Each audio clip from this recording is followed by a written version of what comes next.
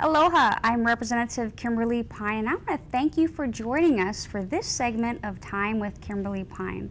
Well, we have a great show for you today, and today we're going to talk about education in Hawaii, particularly education in the Campbell Complex. And we're very excited to have Acting Complex Area Superintendent of the complex, Annette Nishikawa. Annette, thank you so much for coming to join us today. Thank you very much for having us. Well, a lot of really exciting things happening in the Campbell Complex. I remember when I first was elected, we had, sadly, some of the worst graduation rates in the state. And I remember at the time meeting with Principal Awakuni and other principals who came together and with a commitment to increase our graduation rates as well as improve the quality of education. And now we have some of the highest rates of graduation rates in the state, and so we've really come a long way. How does that make someone like you feel?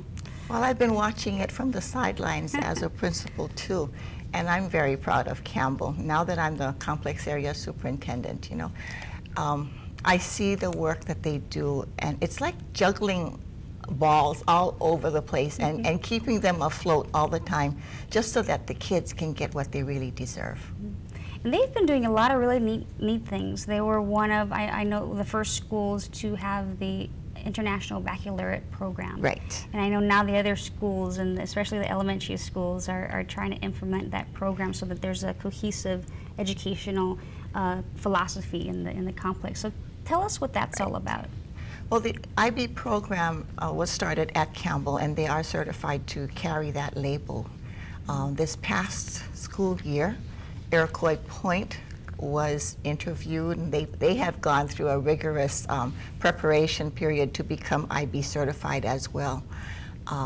This coming school year, Keone'ula is going to be actively working on that. And the IB label designates them as having content that is very rigorous, conceptually, in all of the content areas, but also helping the students grow as people themselves. And I really like that element of IB. The middle school, Ilima Intermediate, will be working on that. We've just had a change in administrators there. So we'll let this administrator get his feet wet and then continue the IB quest there. And then the elementary schools are also looking into that, the other elementary schools. Yeah.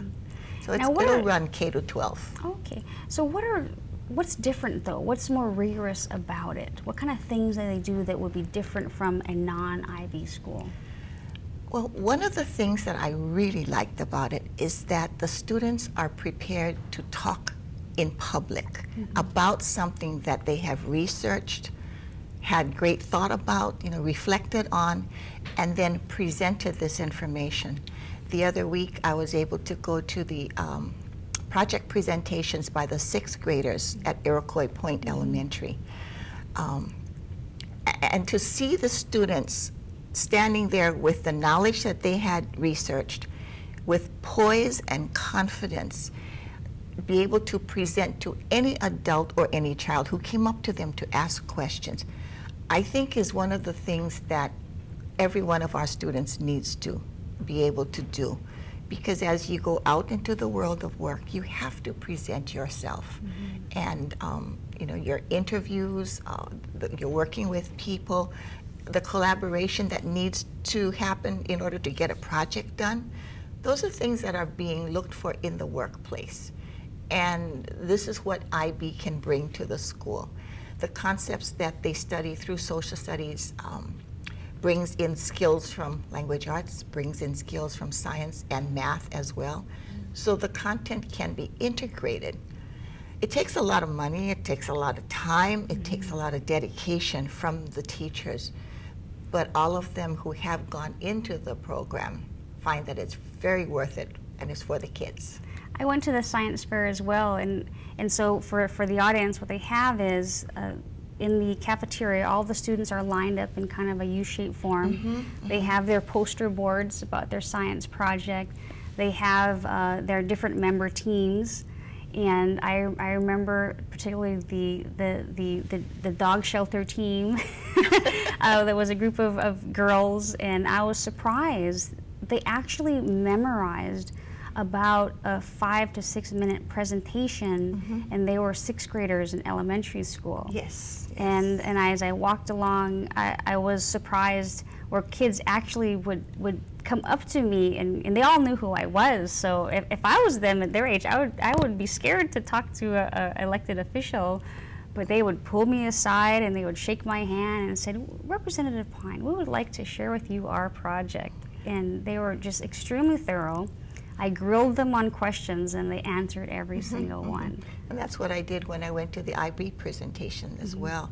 The kids were so confident in what they were doing. It was really nice. It made me proud. You know, it's chicken skin type of time. Yes, so we have a lot of excitement growing in the Ewa Beach area, and I do want to commend that it's not just the principals that have made a new commitment to improve education in Ewa Beach, but it's also the parents. Yes. And we've never really had that cohesion before, but I think because a lot of leaders have stepped up and say we want to help you, and the principals have been, and the teachers especially, as you said, it takes a lot of time to improve education this way so that the kids have a great experience. And so we really want to thank your leadership for helping with that. It's not just me. I think it starts at the school level. And all of my principals have an open door policy. They would be glad to have more parents come into the schools. In fact, this morning I was at the Eagle Cafe, which is the name of the open door parent program that is held at Pohakea. And we had parents come in. Some of them were grandparents, some were aunties, about 2 dozen of them. Some had to bring the toddlers, but that's okay. And they learned about a new math program that the school is offering to all of its students. It's an online program. And then they were able to go and visit classrooms where actual instruction was taking place. And you could tell by the demeanor of the parents that they were really excited for their kids. And you know, I think like me, they wish that we were going to school in this age and not the Iron Age that we came from. Pohakea, since you mentioned Pohakea, what are they doing different there? They were one of the first schools in the complex area to meet the No Child Left Behind requirements. Their reading scores have skyrocketed. What did they do differently to improve their reading scores for their students? I know that they run a special reading program there, SFA. And through that program, because it's very scripted, because they rotate kids in and out of different levels, you can target the needs of the kids. They also run additional supplementary programs to help the kids who are really struggling after school, before school. There's just been a lot of effort and energy put into making sure that the kids who need to be supported or want to be supported are given those opportunities. It happens in all of our schools, all of your schools down in the Ewa area. Some do it a little bit better than others, but everyone is working to get that child up to par. And we also have the AVID program that every school in the complex area does, but not all schools are doing it statewide, are they? No, it'll be, I'm sure it'll spread to all of the schools as everyone gets to learn about it. Now, what's the AVID program about? Advancement via individual determination. What it does is targets first-time potential college attendees. So these students at the elementary level are given skills to help them to be successful in school. And that is given to all of the students in all of the classes, no matter whether they are targeted or not, okay? So everyone learns how to do a certain type of writing and note-taking, and then the reading skills, discussion skills as well. As you get into the older grades, into the middle school grades, we have AVID classes. And that's where we target students who come from homes where parents did not attend school. But these students have the potential of going to college. And as a group, the AVID teacher works with them to further their skills, helps them also to start looking at college and how college is possible. Then as they go to the high school, they get more skills. They start learning how to write a resume, how to do an interview. They write their way to colleges. They start applying for scholarships. They do college visits sometimes. And all of this culminates in one, possibly getting scholarships, and then secondly, of course, being entered into college and being the first one from their families. So. I know that Campbell's valedictorians, I was just so impressed, and this is consistent in the last 3 years. Many of them have gone through the AVID program. Mm-hmm. Many of them were sons or daughters of immigrant parents. Mm-hmm. So it really is a testament to the AVID program has worked. And excitingly, we have consistently had possibly the most scholarships of any high school in the state several years in a row. Quite true, yes, quite true. Millions and millions of dollars for kids to go to school with. In fact, at our last AVID conference in Sacramento last summer, one of the key speakers was a student from Campbell High School. Oh. And she spoke to a national audience. This is humongous. It was huge, you know. It was really nice to see. Now, what are some of the challenges? I know we talked about the successes. Now, what are some of the challenges that the Campbell Complex is going through right now that we need to address? Size. Mm-hmm. You know that. Mm-hmm.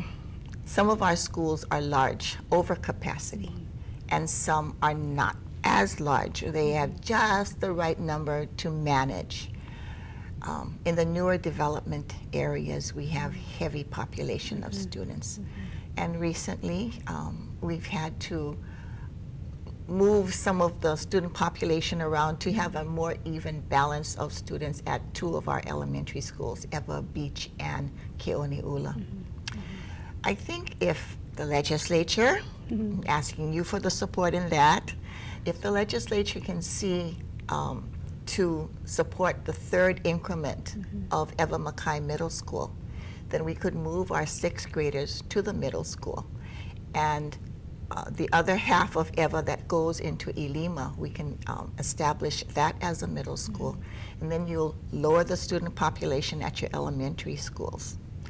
I know that sometimes parents are very worried about having a 6th grader with 7th and 8th graders, but having been a middle school principal almost all my professional career, I see the 6th graders as being taken care of by the older kids because it's really not cool to go and pick on a 6th grader. Yeah, well, they're still so cute at that age. They are, they are. And they make life really cute for us in the middle level because as kids get older, they get to act like more adultish, and then you lose the kid effect there. So. Well, one good news is it is currently in the budget.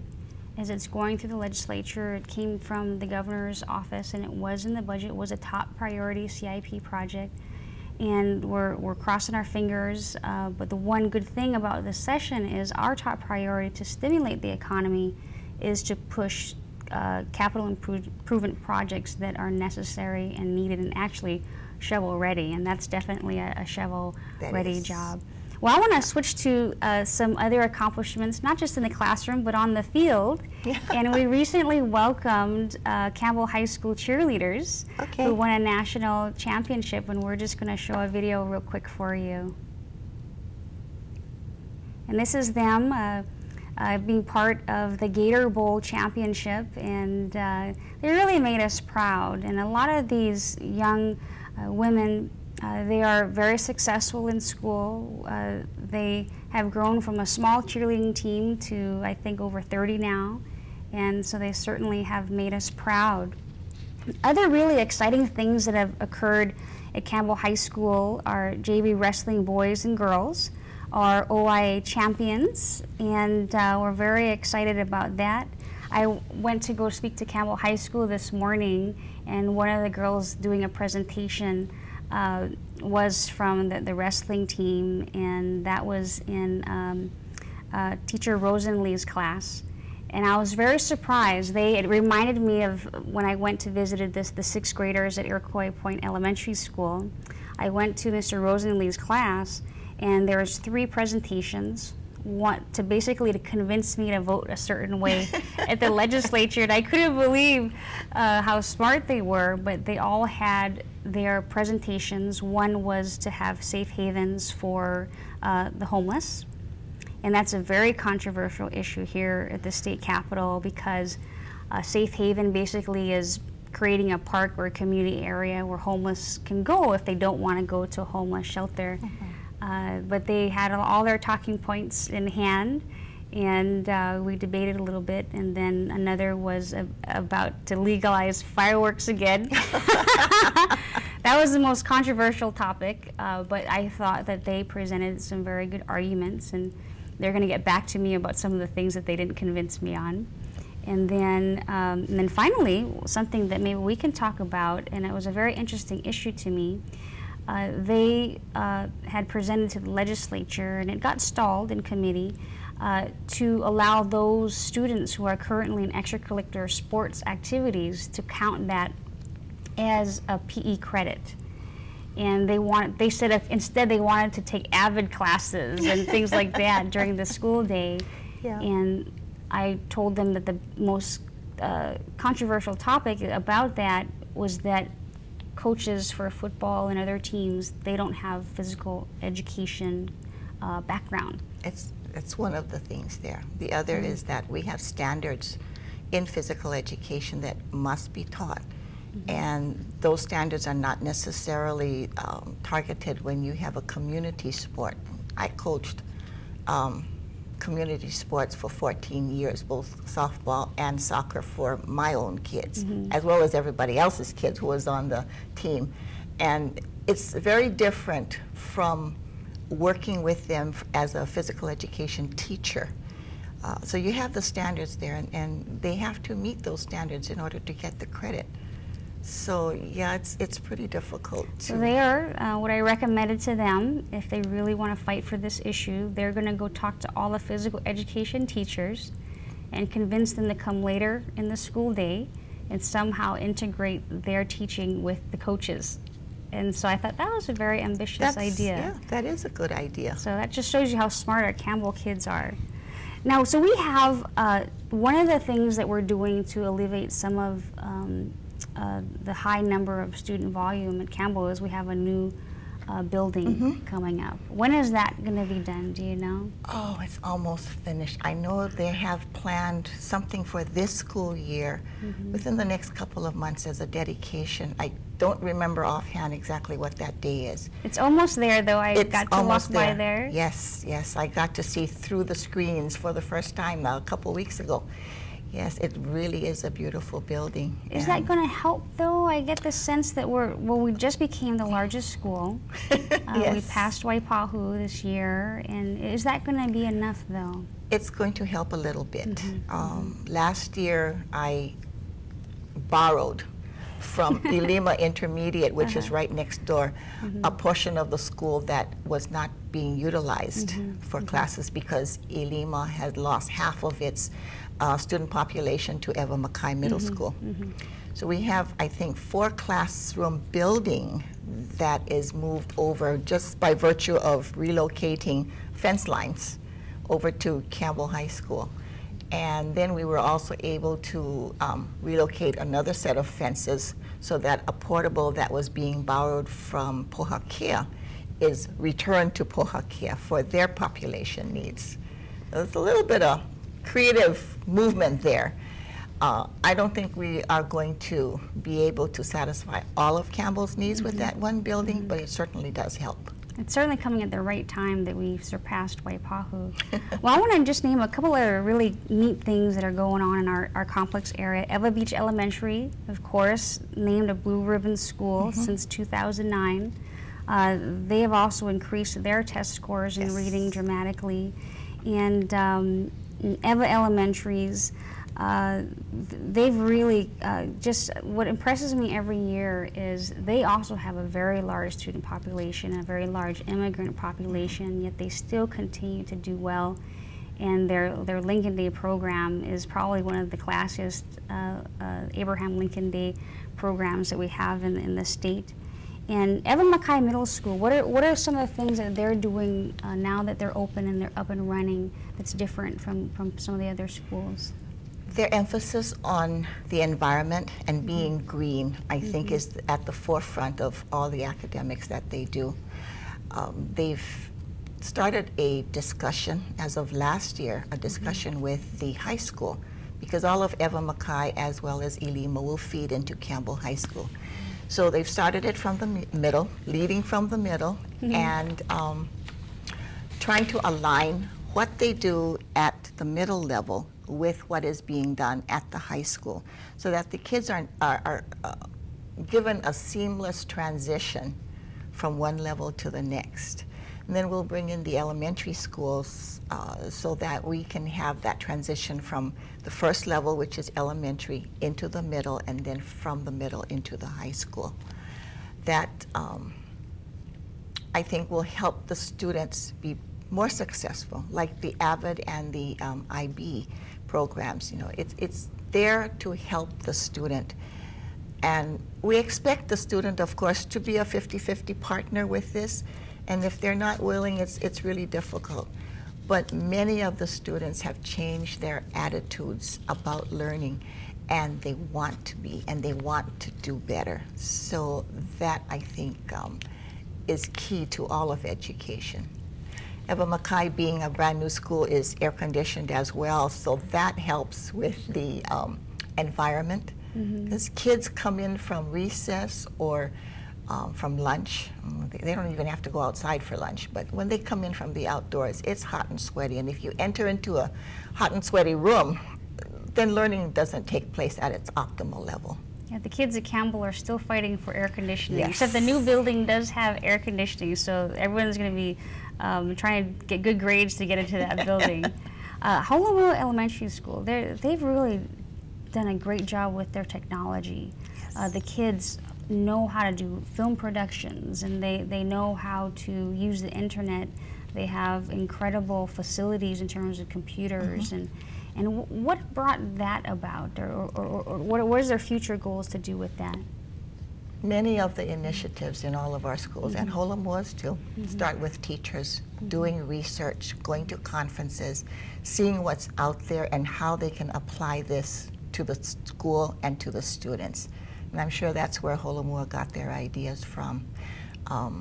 We talked about Pohakea. Pohakea also has some wonderful technology hidden behind some old buildings. But you know, if you go past the look of the place, you will find that technology hidden in almost all of our schools. Holomua, being a multi-track school, operates 12 months of the year. So they really have to be on top of things to keep the school running for the whole 12 months. I don't know how they do that. I'm still trying to follow how some kids go to school these days, some kids go to school these days. It's just truly amazing what they do there. Well, we just have a few more minutes left. And what are some of the things that you really hope for the complex area since you will be retiring this year? What is the things you want to see happen this year? Ooh. I know that all of my principals and all of my teachers are very dedicated to the kids, to the families. With the open door policies that they have, with their love of learning, they are going to take our schools as far as they can. Sometimes we run into speed bumps, shall I say? And we have to figure out ways in which to creatively solve the problems that we run into. But I only wish that everyone will keep up the energy that they have put into their schools. I hope that all of the parents will continue to support the schools that they go to, and hope that our students will do the same too. Sometimes our students are not the kind that perhaps we were, the book type, to read and to do the numbers and to study the social studies or the science. Sometimes their gifts are in other areas, and hopefully we can provide the services to all of those talents that our kids bring to the school, not just to learn how to read and write. They need to do other things as well. Well, we want to thank you for helping to make our complex area one of the best in the state. I know we're a little biased, but we really do believe that. And I've seen firsthand how the principals really come together to ensure a seamless transition from elementary to middle school to high school. And they really, themselves as well as with the teachers, they really have a commitment to make our kids the smartest kids in the whole state. And so thank you for all of your service. Oh, thank you for letting me highlight the Campbell area. Well, I also want to thank you folks for joining us here today. We have a very strong commitment to education in the Campbell Complex area, and we're very proud of our principals and our teachers and our students. And we continue to work hard every day to show that we can compete, not just in Hawaii, but throughout the rest of the world. And we know that there's going to be some very famous people coming out of the Campbell Complex. We already have many famous people, but we are excited to set the pace for the rest of the country. And we hope to see you again at our next time with Kymberly Pine. I'm Representative Kymberly Pine, and we want to thank you for joining us, and we will see you on our next show. Mahalo and aloha.